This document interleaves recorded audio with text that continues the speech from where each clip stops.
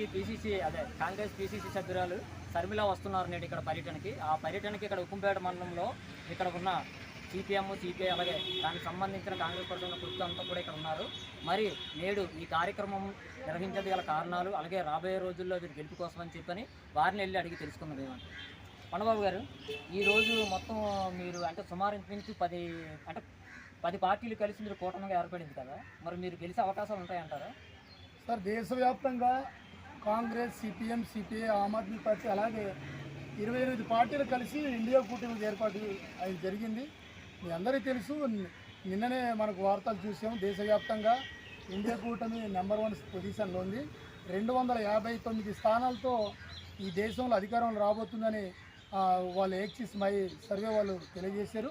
అలాగే 219 సీట్లతో బీజేపీ రాబోతుంది. అంటే వాళ్ళు ప్రతిపక్షంలో, మేము అధికారం పక్షంలో రాబోతున్నాం భవిష్యత్తులో. ఎందుకంటే దేశంలో నిరుద్యోగం పెరిగిపోయింది, ఆకలి చావులు పెరిగిపోతున్నాయి, గ్రామాల్లో రోడ్లు లేవు, రవాణా సౌకర్యాలు లేవు.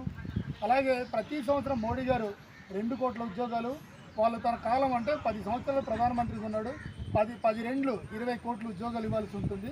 కానీ వాళ్ళు ఇవ్వడం లేదు.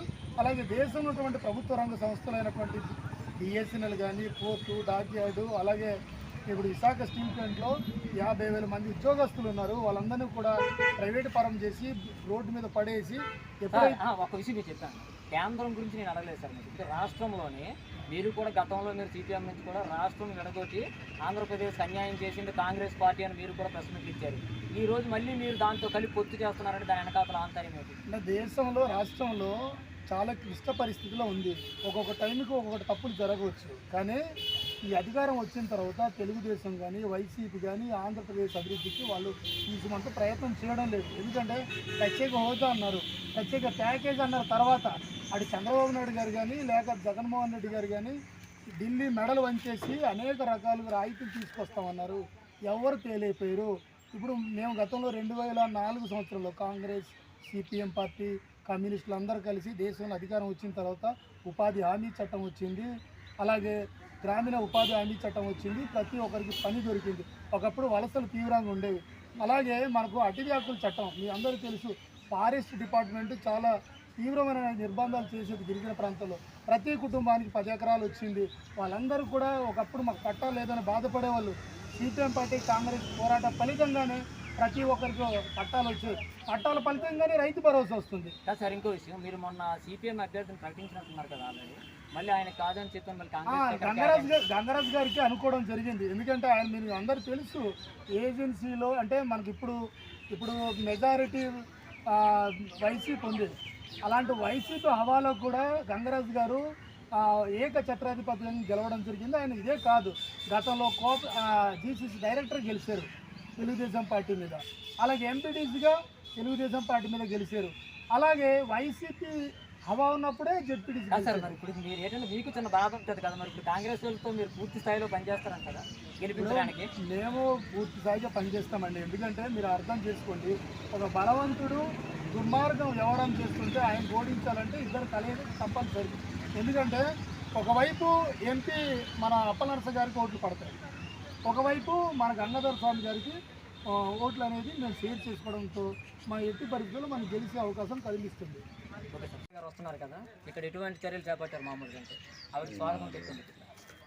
ఇక్కడ కాంగ్రెస్ షర్మిల గారు వస్తున్నదంటే మేము అందరూ కూడా ఏజెన్సీ, గిరిజన, ఆదివాసులు అందరూ కూడా ఎదురు చూస్తున్నాము.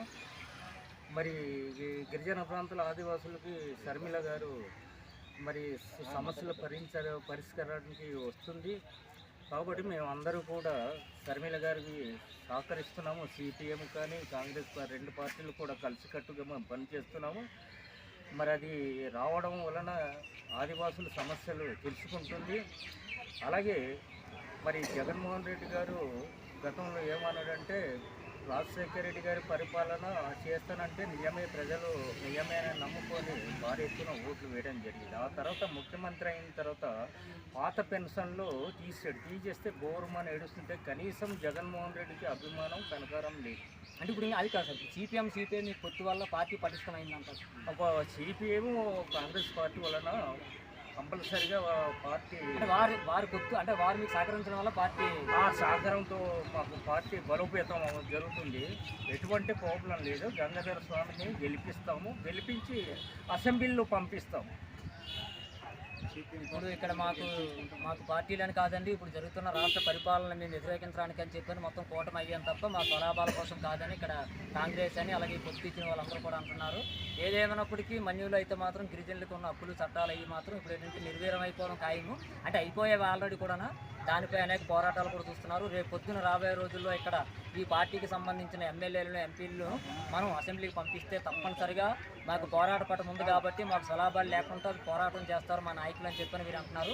ఏదైనప్పటికీ మరి వీళ్ళు గెలాలని ఆశిద్దాం. ఎందుకంటే ఇప్పుడు కూడా మనం చూస్తున్నాము ఇక్కడ ఏజెన్సీ ప్రాంతంలోని గిరిజనులకి మోసం చేస్తుంది గిరిజన నాయకులనే చెప్పాలా. ఎందుకంటే మరి జీవో నెంబర్ 3 తీసేటప్పుడు అలాగే ఇవన్నీ చేసేటప్పుడు కూడా కనీసము మా ఎమ్మెల్యేలు ఎంపీలు పట్టించుకోవట్లేదని గతంలో కూడా కాంగ్రెస్ పార్టీ వారు సిపిఎం నాయకులను గిరిజన సంఘాలను అందరూ కూడా ఇప్పటివరకు వ్యతిరేకిస్తున్నారు.